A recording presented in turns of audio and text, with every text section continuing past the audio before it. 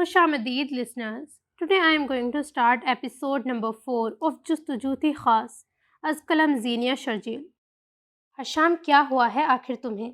क्यों इतने खामोश रहने लगे हो? अब तो हमारे पास सब कुछ है। क्या तुम्हें तुम्हारी बीवी याद आती है? हानिया की तमाम प्रॉपर्टी जब्त करने के बाद वापस पाकिस्तान आकर हशाम महरीन से शादी कर चुका था। शादी के हफ्ता भर तो महरीन ने हशाम को अपने साथ खुश देखा, मगर अब वो कुछ चुप चुप सा रहने लगा था। मेरे चुप रहने की वजह वो नहीं जो तुम समझ रही हो, मैं कुछ और सोच रहा हूँ।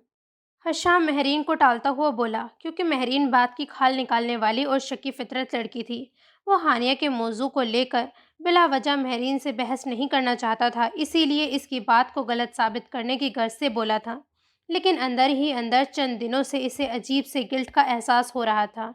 हानिया का जब भी ख्याल आता इसे अच्छी खासी शर्मिंदगी होती। जो कुछ इसने इस लड़की के साथ किया सही नहीं था। वो अब भी सोचों में गुम हानिया को सोच रहा था, जबकि महरीन जलती हुई हशाम को दोबारा सोचों में गुम देख रही थी। Scene change. हानिया के लिए मैं बहुत खुश हूँ अजीज़।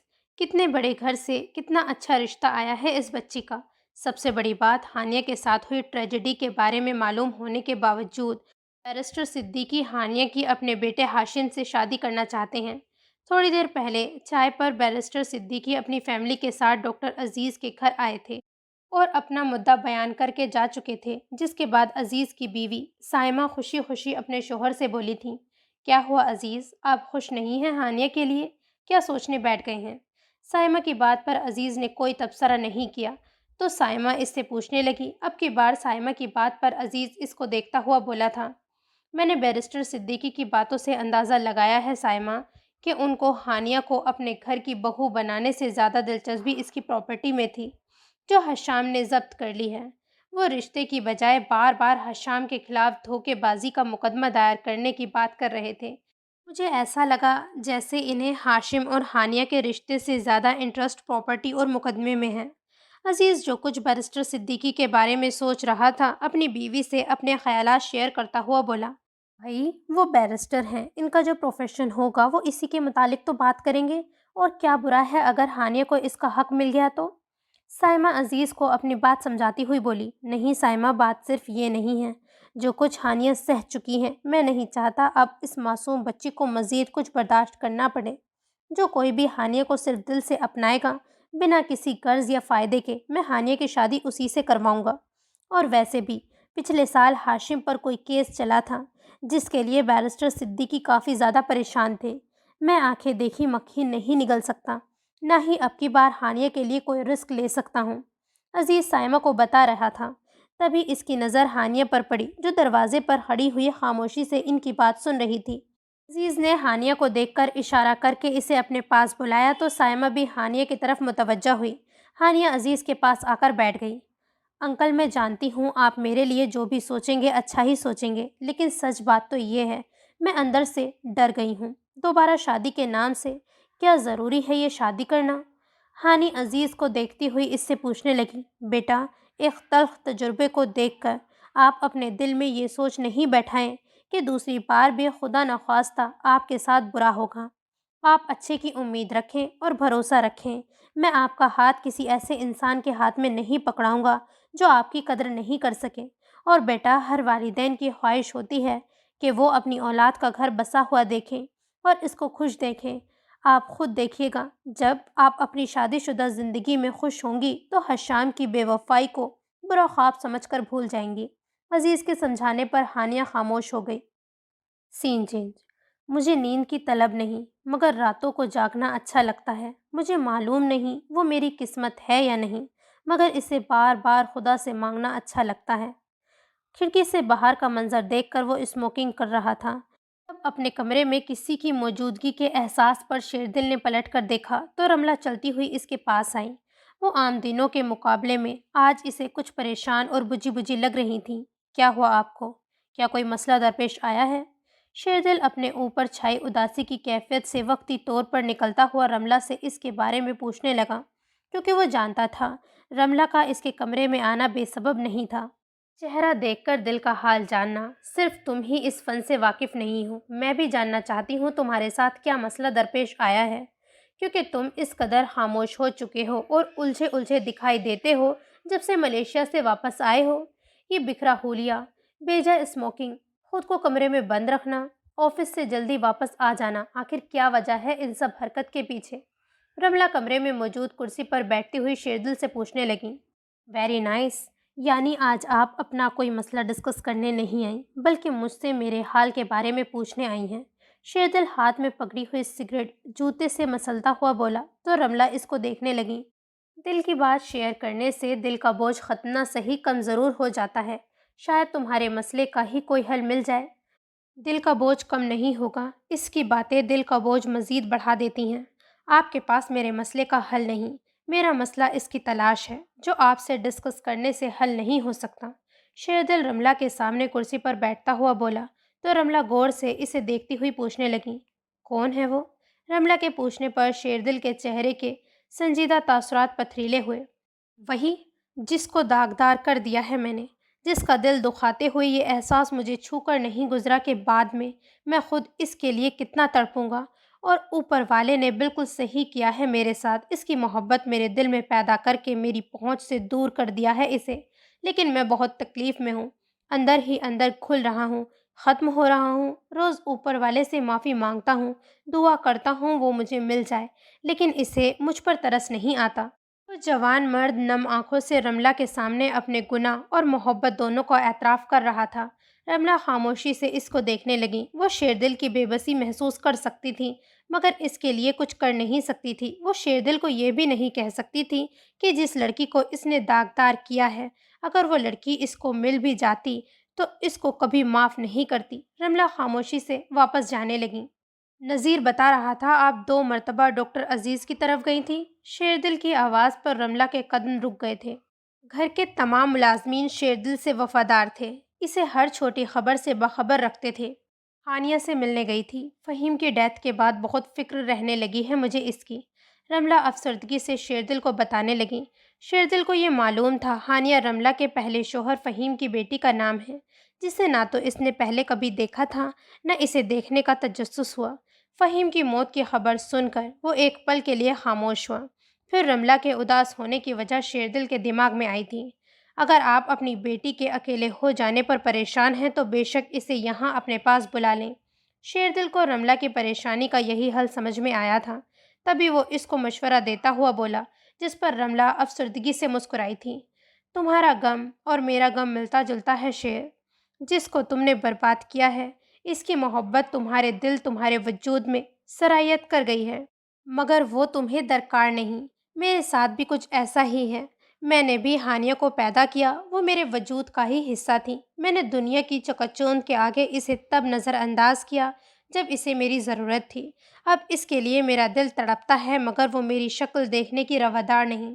دنیا میں اکیلے رہنے کے باوجود وہ میرے پاس آنا تو دور کی بات ہے مجھ سے بات کرنے کے لیے تیار نہیں۔ رملہ نم آنکھیں اور پھر بھرے لہجے میں بولتی ہوئی شیردل کے کمرے سے نکل گئیں۔ سین چینج۔ اتوار کی شام آ کر گزر چکی تھی مگر اسے موقع ہی نہیں مل سکا کہ وہ دانیال سے رابطہ کر سکے۔ ملنا تو کافی دور کی بات تھی، نہ جانے کیوں اسے محسوس ہو رہا تھا یا پھر سچ تھا، دلاور نے اس پر کڑی نظر رکھی ہوئی ہے۔ پھول والے حادثے کے بعد سے جیسے دلاور اس کے ہر عمل پر چوکنا رہتا تھا، اسی لیے اسے دلاور سے مزید چڑ ہو چکی تھی۔ آج اسے رملہ کا موبائل حاصل ہوا جس سے اس نے چوری چھپے دانیال کو کال ملائی تھی۔ دانیال مشی پر شدید غصہ تھا، وہ دلاور کو گالیاں دینے کے ساتھ ساتھ اسے بھی بے وفا کہہ رہا تھا، کیونکہ 2 دن گزر چکے تھے اور مشی اس سے ملنے نہیں آئی تھی۔ دانیال مشی کو صاف لفظوں میں کہہ چکا تھا اگر وہ اپنی باقی کی زندگی اس کے ساتھ گزارنا چاہتی ہے تو کسی بھی طرح آج رات چوری سے اس کے پاس آ جائے، وہ اس کے ساتھ اپنے پیرنٹس اور دوستوں کے سامنے نکاح کرنے کے بعد اسے باحفاظت طریقے سے واپس گھر پہنچا دے گا۔ دانیال نے مشی کو یہ بات بھی باور کرائی تھی کہ جس طرح کی پابندی اس کے گھر والوں نے اس پر لگائی ہے، چوری چھپے نکاح کرنا ہی اس کا واحد حل ہے۔ اس کے گھر والے اس کی شادی دانیال سے کبھی نہیں کریں گے۔ بیجا پابندیوں سے پریشان ہو کر مشی کو بھی دانیال کی بات سچ لگ رہی تھی، اسی لیے سب کے سونے کے بعد وہ گھر سے باہر نکل کر دانیال کے دیے گئے ایڈریس پر پہنچنے والی تھی۔ ایک بار اس کا اور دانیال کا نکاح ہو جاتا تو سب ٹھیک ہو جاتا۔ سین چین۔ رات کا دوسرا پہر تھا۔ دلاور کی آنکھ کھلی۔ اس کا ذہن نہ صرف شیردل کی وجہ سے بلکہ مشی کی وجہ سے بھی خاصا پریشان تھا۔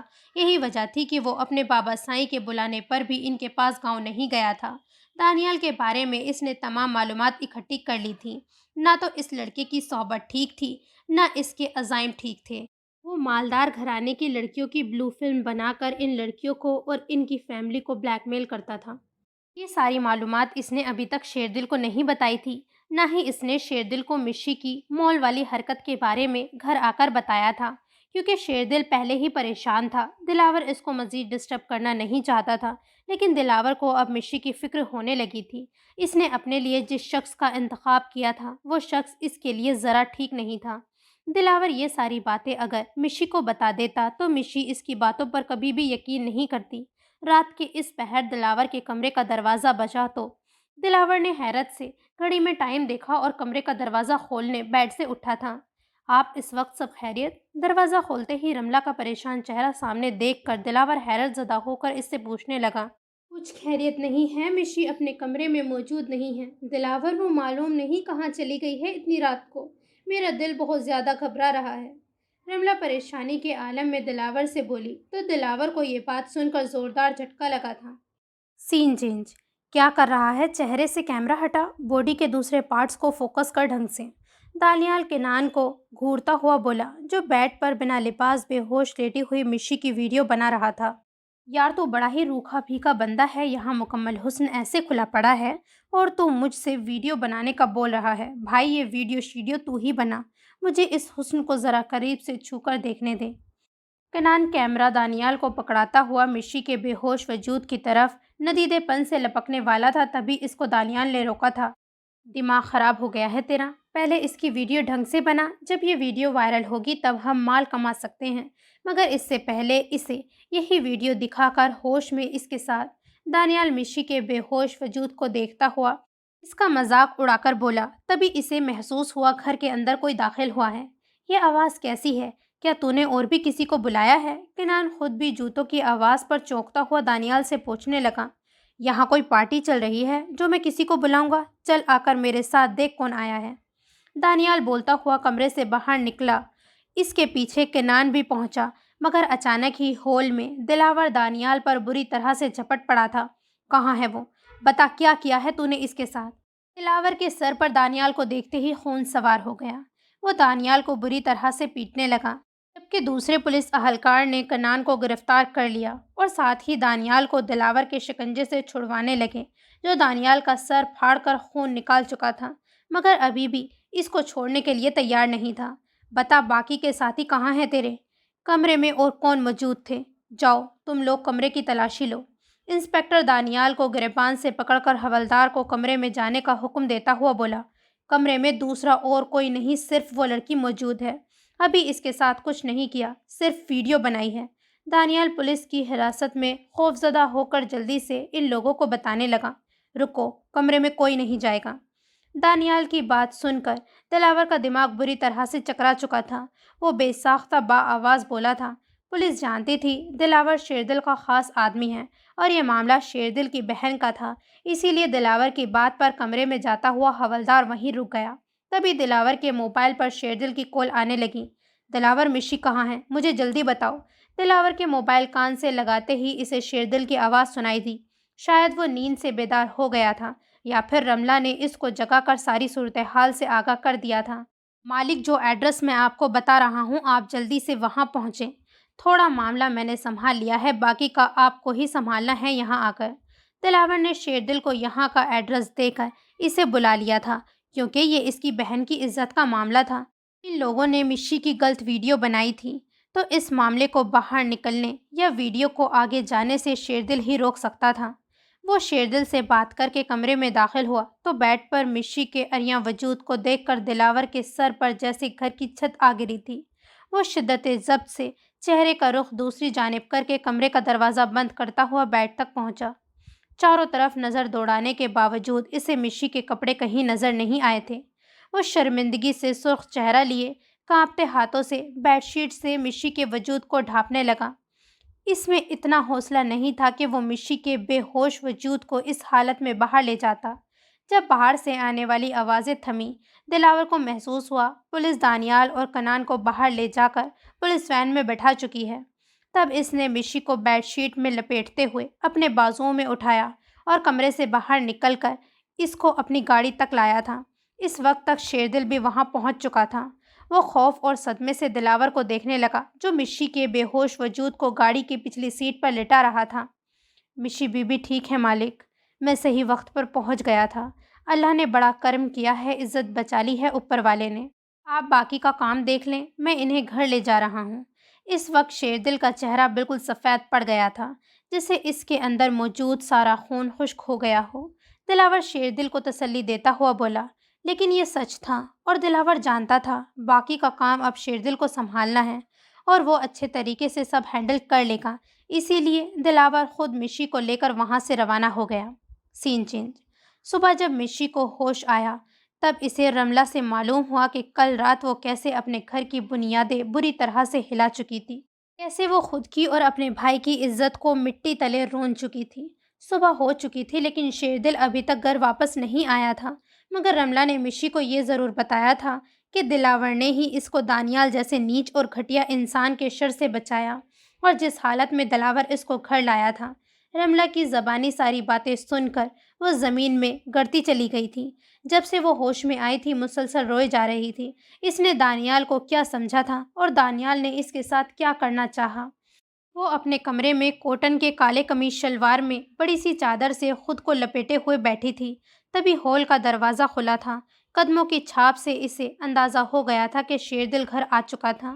رملہ اپنے کمرے سے جبکہ دلاور اپنے کمرے سے نکل کر دونوں ہی شیردل کی جانب بڑھے تھے۔ شیردل میری بات سنو بیٹا۔ رملہ شیردل کا بازو پکڑتی اس کو پکارتی ہوئی بولی تھی، کیونکہ اس وقت شیردل کے چہرے کے تاثرات کافی سخت اور پتھریلے تھے، مگر وہ بنا کچھ بولے رملہ سے اپنا بازو چھڑا کر تیزی سے اپنے کمرے کی جانب بڑھ گیا اور دروازہ اندر سے لاک کر لیا۔ دلاور وہ غصے میں کچھ بھی غلط نہ کر لے، اپنے ساتھ خدا را جلدی سے دروازہ کھولو اس کے کمرے کا۔ رملہ دلاور کو دیکھ کر گھبراتی ہوئی بولی۔ دلاور فورا ہی کمرے کی ڈپلیکیٹ چابی لے آیا تھا۔ مالک نہیں۔ دلاور شیردل کے کمرے میں پہنچ کر تیزی سے اس کی جانب بڑھا تھا۔ شیر یہ کیا کر رہے ہو؟ رملہ کی گھبراتی آواز پر مشی پریشان ہو کر اپنے کمرے سے بھاگتی ہوئی شیردل کے کمرے میں آئی تھی۔ یہاں کا منظر دیکھ کر وہ دروازے پہ کھڑی شرمندگی کے مارے رونے لگی تھی۔ دلاور نے سختی سے شیردل کا ہاتھ پکڑا ہوا تھا جس میں پسٹل تھی۔ وہ مشکل سے ہی شیردل کی کنپٹی سے پسٹل ہٹانے میں کامیاب ہوا تھا۔ شیر، خدا کا واسطہ ہے ایسا مت کرنا۔ رملہ مسلسل روتی ہوئی منتیں کر کے شیردل کا بازو پکڑے اس سے بول رہی تھی، جو کسی کی بات نہیں سن رہا تھا۔ خدا کا واسطہ ہے مالک آپ کو، پلیز چھوڑ دیں اسے، چھوڑ دیں۔ شیردل کے ہاتھ کی گرفت پسٹل پر اتنی مضبوط تھی کہ دلاور کے اس کے ہاتھ سے پسٹل لینے کے چکر میں اچانک گولی چل گئی۔ ایک دم گولی چلنے پر رملہ کے ساتھ ساتھ ڈر کے مارے مشی بھی بے ساختہ چیخی تھی۔ وہیں شیردل ایک پل کے لیے ساکت ہوا۔ دلاور نے جلدی سے اس کے ہاتھ میں سے پسٹل لے لی تھی اور شکر ادا کیا تھا گولی چھت پر لگی تھی، کسی کو کوئی نقصان نہیں پہنچا تھا۔ شیردل کی نظریں بے ساختہ دروازے پر کھڑی مشی پر پڑی تھیں۔ وہ غصے میں رملہ اور دلاور کو دور کرتا ہوا مشی کی جانب بڑھا تھا۔ شیر نہیں، اس کو کچھ مت کہنا، وہ اپنی غلطی پر بہت زیادہ نادم ہے۔ رملہ شیردل کا غصہ دیکھ کر شیردل سے بولتی ہوئی بیچ میں آ کر مشی کی ڈھال بن گئی، تو شیردل نے غصے میں رملہ کو سائڈ پر دھکیلا اور زوردار تماچا مشی کے منہ پہ مارا تھا۔ 1 2 3 تیسرے تماچے پر وہ دلاور سے ٹکراتی فرش پر گری تھی۔ مالک چھوڑ دیں مشی بی بی کو پلیز، ان کے ساتھ ایسا مت کریں۔ رملہ وہیں کھڑی رونے لگی۔ مشی کا گال بری طرح سے سوج چکا تھا جبکہ اس کے ہونٹ سے خون رسنے لگا تھا۔ جب وہ نیچے فرش پر گری تو دلاور نے بہت مشکل سے شیردل کو قابو میں کیا تھا، جو اس وقت بے قابو ہو کر مشی کو بخشنے کے موڈ میں نہیں لگ رہا تھا۔ مشی فرش پر بیٹھی زاروں قطار رونے لگی تھی۔ پسٹل دو مجھے دلاور۔ شیردل دلاور کے ہاتھ سے پسٹل لینے کی کوشش کرتا ہوا غصے میں دہاڑا تھا۔ شیر ہوش میں آؤ، کیا ہو گیا ہے تمہیں؟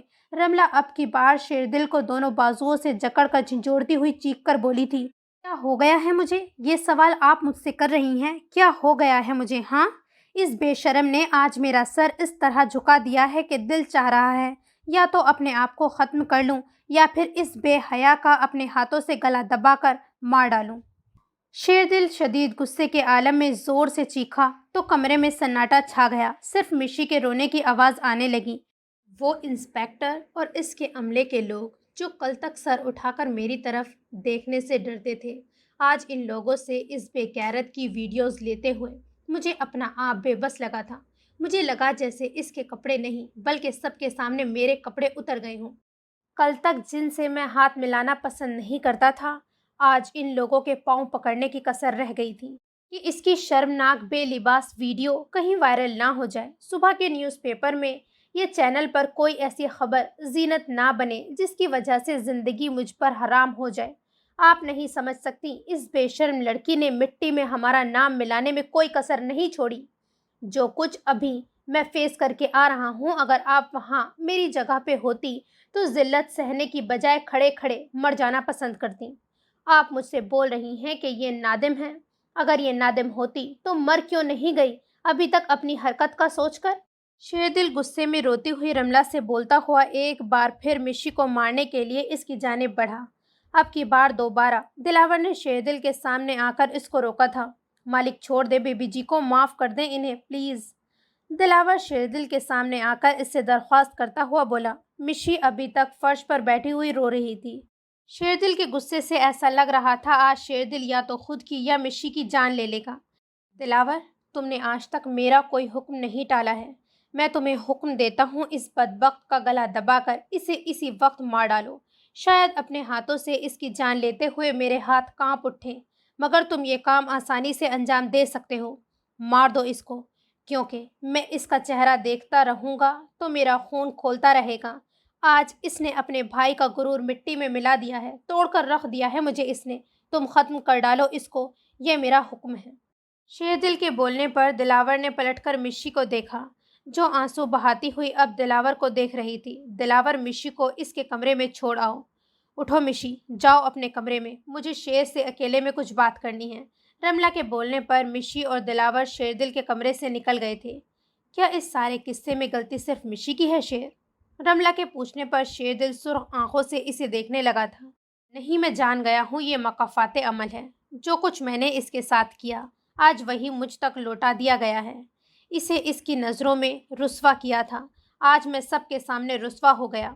شیردل نے آنسوؤں کو آنکھوں سے باہر نہیں آنے دیا، مگر اس وقت درد سے اس کا کلیجہ بری طرح سے پھٹنے کو تیار تھا۔ اس کے باوجود میرا خون کھول رہا ہے مشی کی شکل دیکھ کر۔ یہ نہ ہو کہ میں سچ میں اس کی جان لے لوں۔ اسے میری نظروں سے اس گھر سے دور کر دیں، اس سے کہیں کہ وہ کہیں بھی چلی جائے، آئندہ کبھی میرے سامنے نہ آئے، مجھے اپنا چہرہ نہ دکھائے۔ شیردل غصے میں رملہ سے بولا۔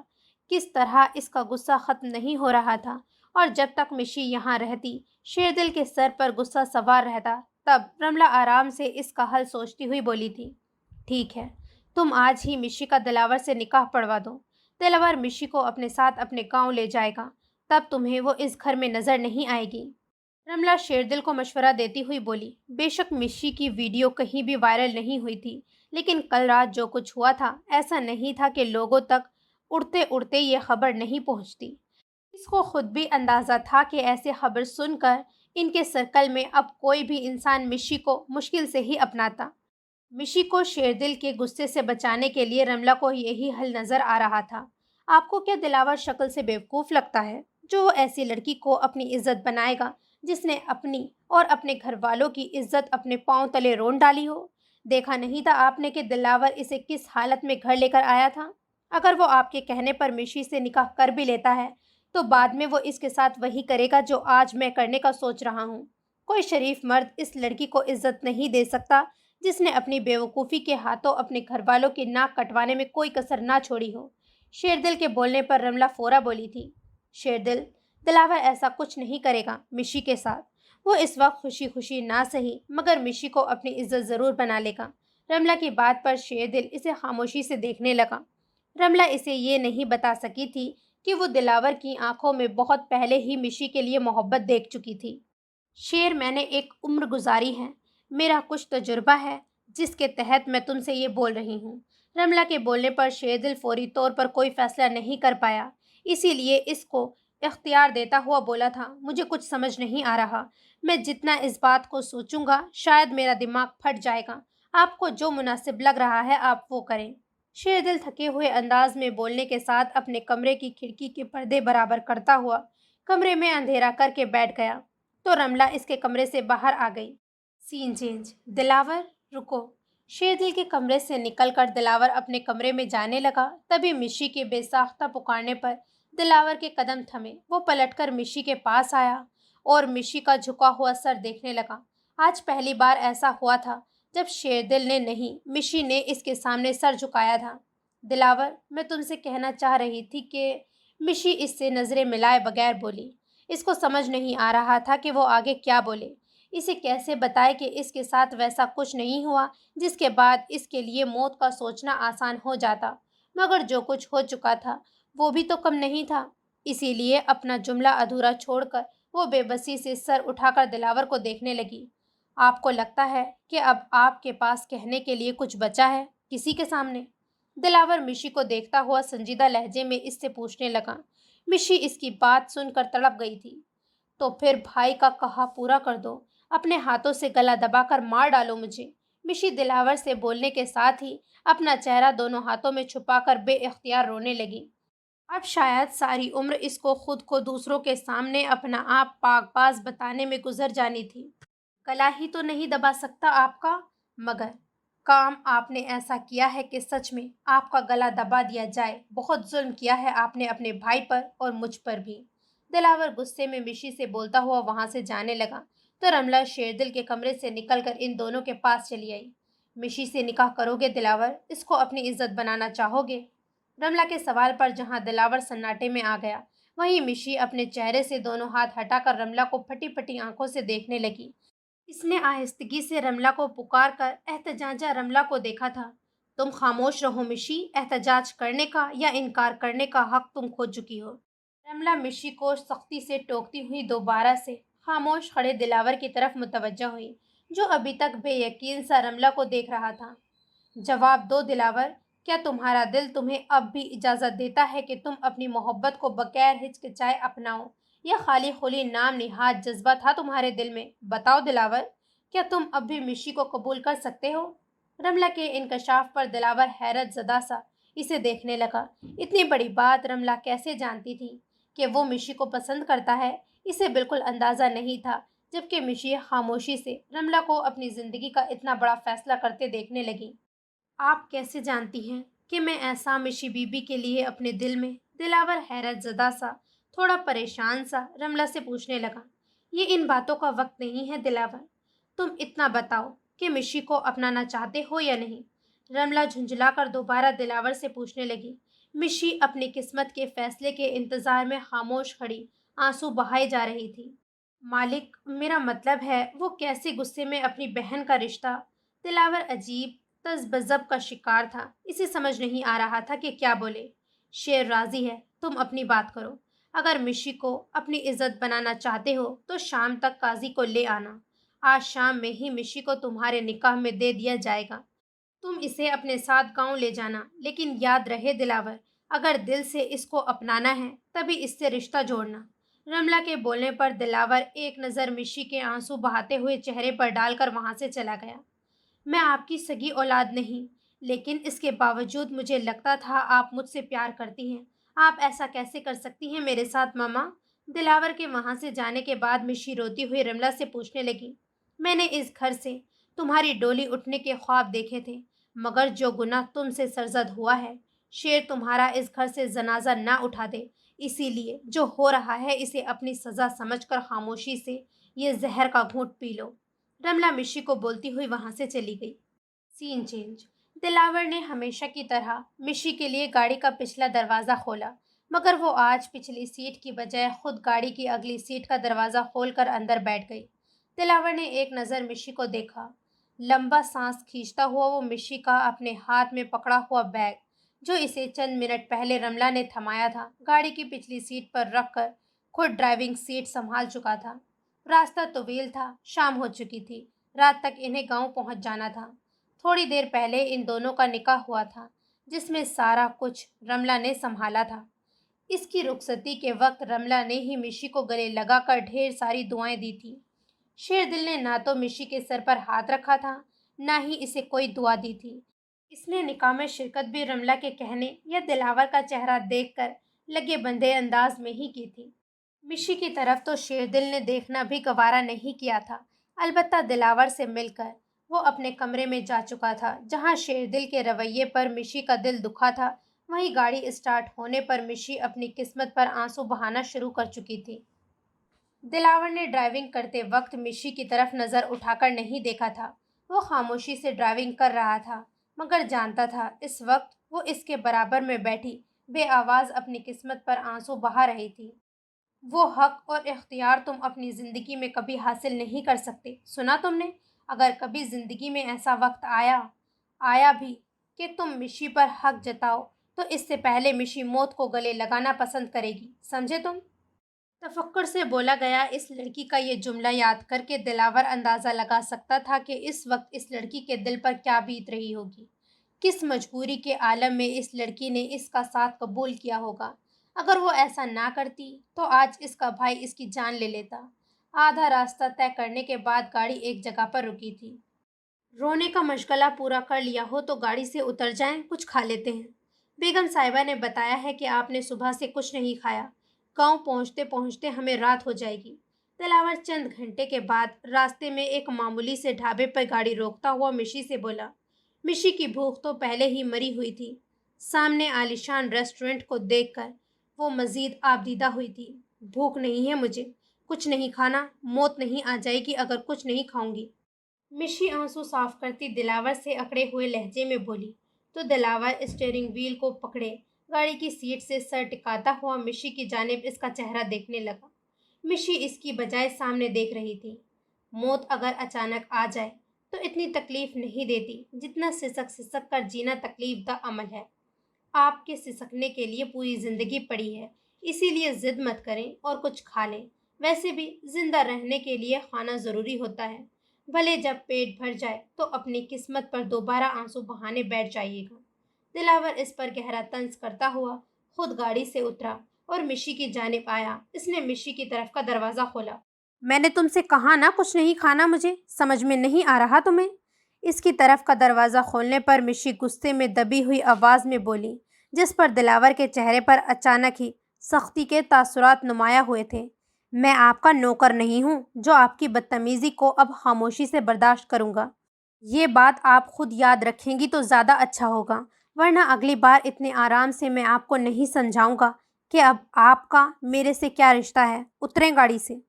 دلاور اس کی ہٹ درمی کو خاطر میں لائے بغیر اب کی بار مکمل استحقاق سے بولا تو مشی بھی جان گئی اب اس کی ضد، ہٹ درمی یا اکڑ پہلے کی طرح کام نہیں آنے والی تھی۔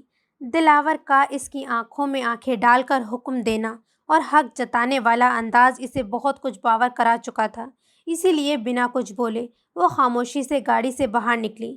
کوئی عام دن ہوتا دلاور کو اس کو کھانے کے لیے نہیں بولنا پڑتا، بلکہ وہ خود دلاور کو گاڑی رکوا کر اسے کھانے کا آرڈر دیتی، مگر اب وہ وقت گزر چکا تھا۔ میں نے پہلے کبھی ایسی جگہ پر کھانا نہیں کھایا ہے، یہ میرا اسٹینڈرڈ نہیں ہے۔ مشی اس جگہ کو دیکھ کر بولی، جہاں دھول اڑتی کھلا میدان ٹائپ کی جگہ پر پلاسٹک کی معمولی سی میز اور کرسیاں رکھی ہوئی تھیں جن پر گنے چنے لوگ بیٹھے تھے۔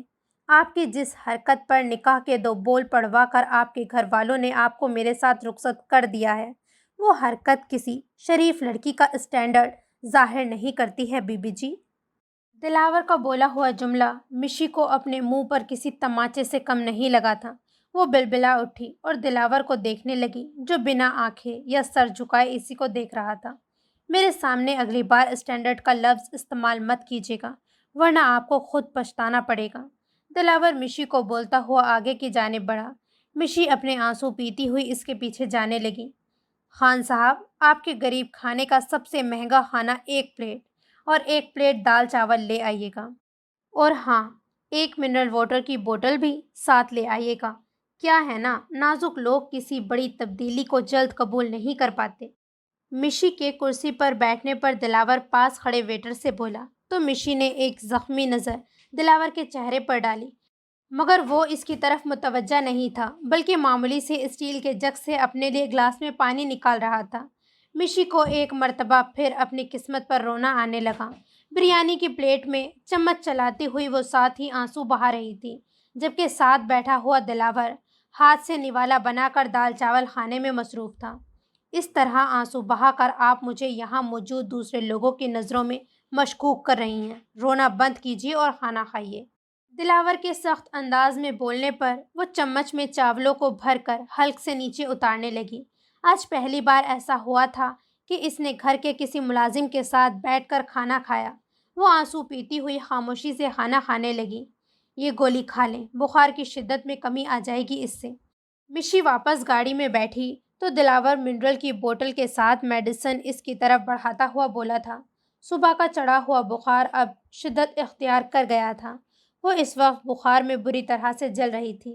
اس کا اندازہ دلاور نے اس کے ستے ہوئے چہرے سے لگا لیا تھا، جبکہ دوسری طرف مشی دلاور کے ہاتھ سے میڈیسن لینے کی بجائے خاموشی سے اس کا چہرہ دیکھنے لگی، کبھی نرم کبھی گرم۔ دلاور کا عجیب سا رویہ شاید وہ خود سمجھ نہیں پا رہا تھا اس وقت مشی کو کیسے ٹریٹ کرے۔ ایسے کیا دیکھ رہی ہیں؟ یہ پسٹل کی گولی نہیں، پیراسیٹامول کی گولی ہے۔ آپ کے بھائی جتنا سنگ دلی کا مظاہرہ نہیں کر سکتا دلاور آپ کے ساتھ۔ دلاور مشی کا ہاتھ پکڑ کر اس کی ہتھیلی پر 2 گولیاں رکھنے کے بعد اس کی گود میں پانی کی بوتل رکھتا ہوا بولا اور دوبارہ گاڑی اسٹارٹ کر دی۔ ایک بار پھر گاڑی میں خاموشی چھا چکی تھی، جس کا اثر زائل کرنے کے لیے دلاور نے CD پلیئر آن کیا۔ جب کوئی بات بگڑ جائے، جب کوئی مشکل پڑ جائے، تم دینا ساتھ میرا او ہمنوا۔ نہ کوئی ہے نہ کوئی تھا زندگی میں تمہارے سوا، تم دینا ساتھ میرا او ہمنوا۔ گلکار کی آواز سن کر مشی ڈبڈبائی آنکھوں سے دلاور کو دیکھنے لگی تو دلاور نے فوراً CD پلیئر بند کر دیا، جس کے بعد مشی اپنا چہرہ چھپا کر ایک مرتبہ پھر رونے لگی۔ دلاور دونوں ہونٹ آپس میں پیوست کرتا ہوا ضبط کر کے خاموشی سے ڈرائیونگ کرنے لگا۔ سین چینج۔ مہرین میری بات سنو، کہاں جا رہی ہو یار؟ مہرین غصے میں نائٹی کے اوپر گاؤن لیتی ہوئی بیڈ روم سے نکلی تو حشام کو اپنی غلطی کا احساس ہوا۔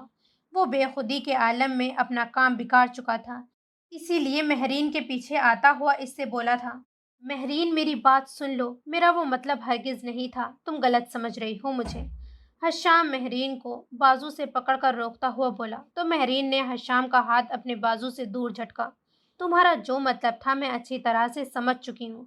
تم نے اسے اپنی زندگی سے نکال دیا مگر دماغ سے نہیں نکل پائے۔ جبھی اس کی یادوں میں کھوئے رہتے ہو، میرے قریب آ کر تم اسی کو پکار رہے تھے، میں مہرین ہوں حشام، ہانیہ نہیں۔ مہرین غصے میں آ کر حشام پر چیخی تھی۔ حشام اس کے اتنے قریب، اس کے وجود میں گم اسے ہانیہ کہہ کر پکار رہا تھا۔ بھلا یہ بات وہ کیسے برداشت کر سکتی تھی؟ دیکھو میری جان، وہ اب میری زندگی میں کہیں بھی نہیں ہے۔ اگر میرے دل میں اس کے لیے فیلنگز ہوتی تو کیا میں اس کو ڈائیورس دیتا؟ ایسا نہیں ہے جان، میں اس کو نہیں سوچتا۔ میں تو اپنے نئے بزنس شروع کرنے کے بارے میں سوچ رہا تھا، جہاں میں اتنا سارا پیسہ انویسٹ کر چکا ہوں، اور اب بھی سیریسلی مجھے معلوم نہیں ہے کیسے میرے منہ سے اس کا نام نکلا۔ محبت تو تم ہو میری۔ حشام اسے باہوں میں لے کر بہلاتا ہوا بولا تھا۔ شکر تھا وہ بہل چکی تھی، ورنہ حشام کے لیے اگلا مسئلہ کھڑا ہو جاتا۔ کھاؤ میرے سر کی قسم، تمہارے دل میں صرف مہرین ہے، ہانیہ کہیں بھی نہیں۔ مہرین حشام کی باہوں میں اس سے بولی تھی، سر کی نہیں، تمہاری جان کی قسم میری جان، میرے دل میں صرف تم ہی موجود ہو۔ وہ اس طرح بہل سکتی تھی اور حشام کا یقین کر سکتی تھی، اسی لیے مہرین کی جھوٹی قسم کھانے میں اسے بھلا کیا قباحت ہو سکتی تھی، لیکن وہ اپنے دل کی کیفیت پر خود پریشان تھا۔ نہ جانے کیوں اس کو ایسے وقت میں ہانیہ کی یاد آ گئی تھی۔ سین چینج۔ رات کے 12:30 بجے گاڑی گاؤں کی حدود میں داخل ہو چکی تھی۔ گھر پہنچتے پہنچتے 1:15 کا ٹائم ہو چکا تھا۔ کافی دیر سے ڈرائیونگ کرتے کرتے وہ خود بھی تھک چکا تھا، جبکہ مشی گاڑی میں سو چکی تھی۔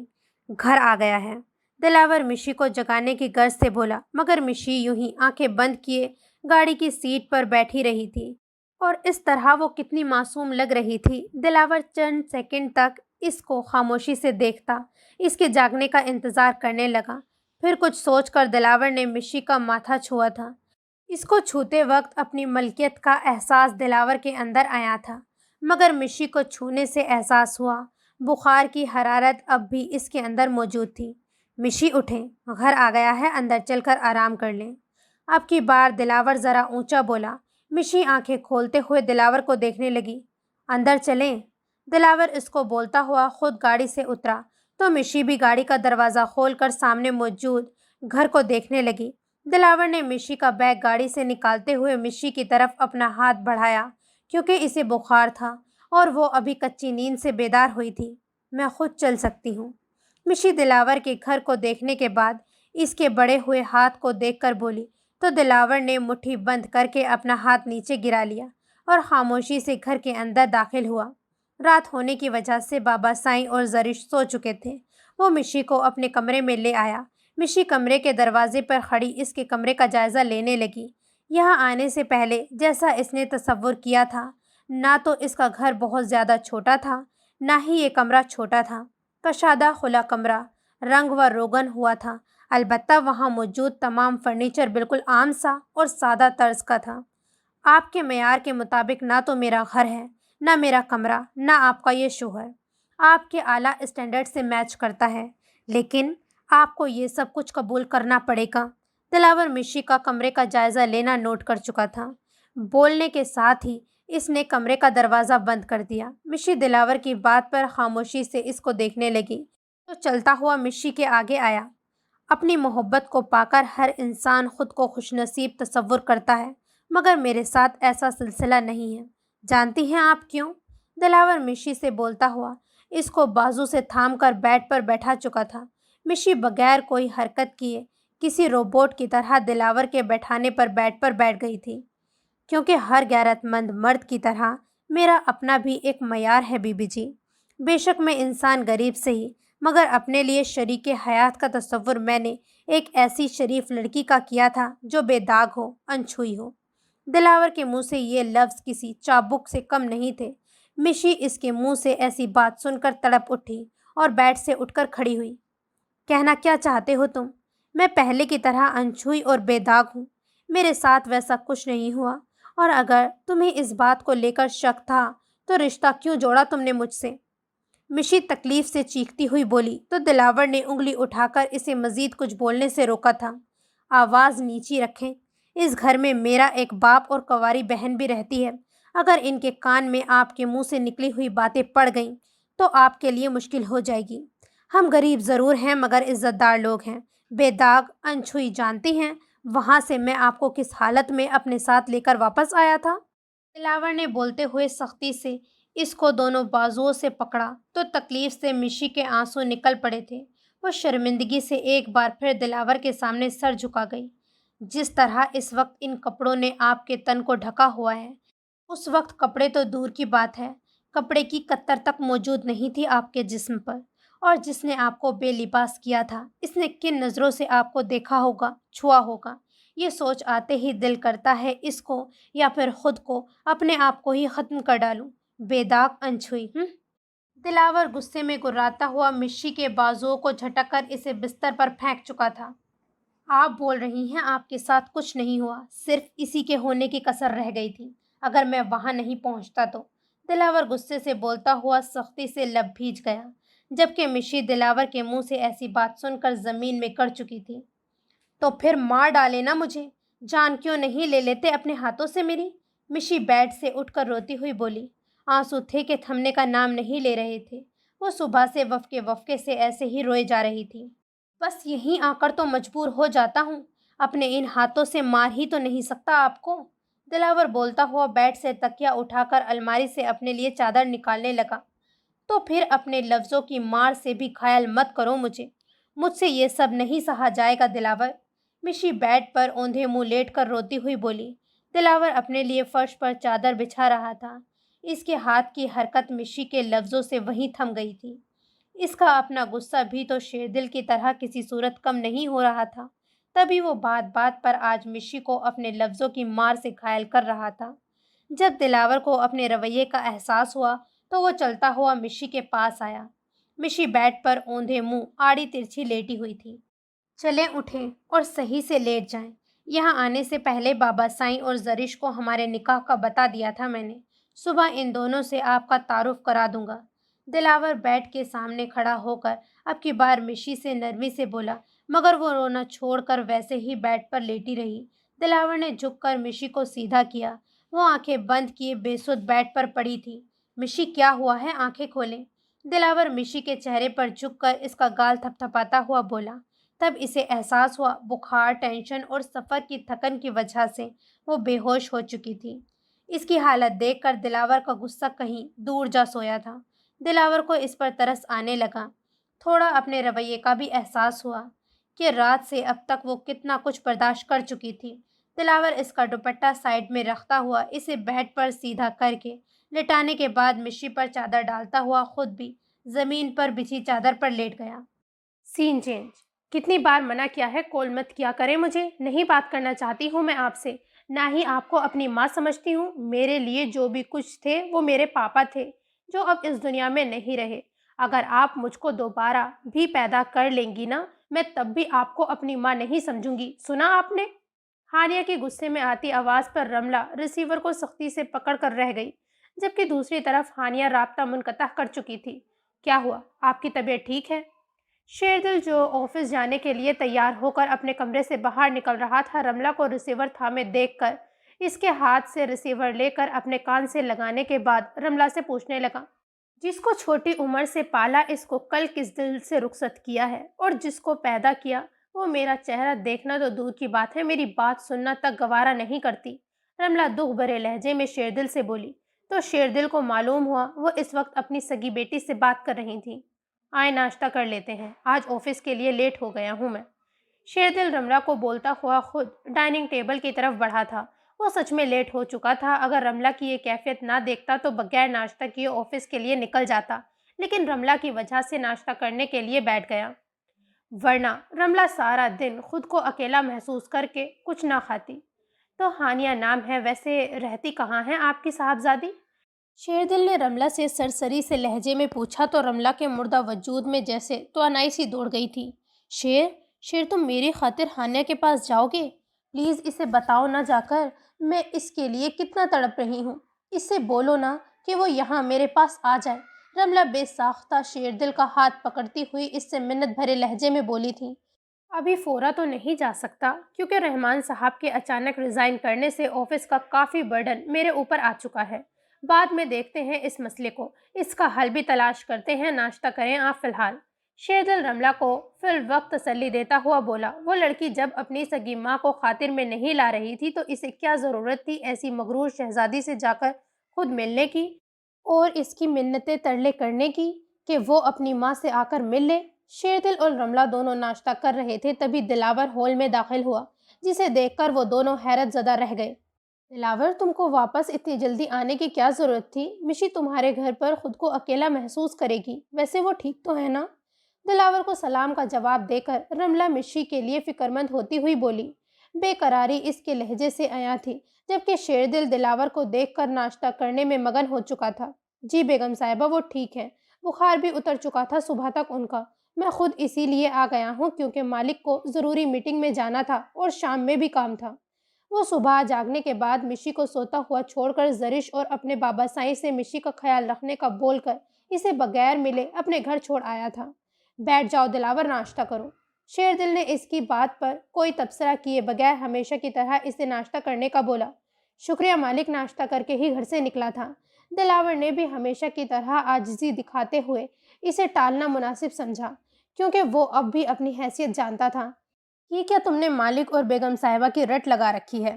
دلاور تم شیر کو بھائی بول سکتے ہو اور مجھے آنٹی یا پھر مشی کی طرح مما بول لو، جو جی مرضی کرتا ہے، اور یہاں بیٹھو ہمارے ساتھ ناشتہ کرو، میں تمہارے لیے خود چائے نکالتی ہوں۔ رملہ کے بولنے پر شیردل کا ناشتہ کرتا ہوا ہاتھ ایک پل کے لیے رکا۔ وہ رملہ کی بات پر کوئی ریئیکٹ کیے بنا دوبارہ ناشتہ کرنے لگا۔ دلاور رملہ کی بات کو ٹال نہیں سکا تھا۔ وہ کرسی کھسکا کر ان دونوں کے ساتھ بیٹھ گیا۔ پہلی بار مالکوں کے ساتھ بیٹھ کر چائے پینا اسے بتا رہا تھا واقعی اس گھر میں اس کی حیثیت بدل چکی تھی۔ دلاور، شیر نے شروع سے ہی تمہیں بہت خاص سمجھا ہے اور اپنا دوست مانا ہے۔ تم اس بات سے انکار نہیں کر سکتے کہ تمہاری پہلے بھی اس گھر میں حیثیت ہماری نظروں میں ہمیشہ اہم رہی ہے، اور اب تو تم مشی کے شوہر ہو، یعنی اس گھر کے داماد، اسی لیے اب تمہارا اس گھر میں الگ مقام ہے اور مجھے خوشی ہوگی کہ تم خود بھی اپنا اصل مقام پہچانو۔ رملہ کے بولنے پر دلاور نے بے ساختہ شیردل کی جانب دیکھا تو شیردل نے دلاور کو دیکھ کر ہلکا سا مسکرانے کے بعد چائے کا کپ اٹھا لیا۔ So this is the end of this episode. Don't forget to like, subscribe and comment. خدا حافظ.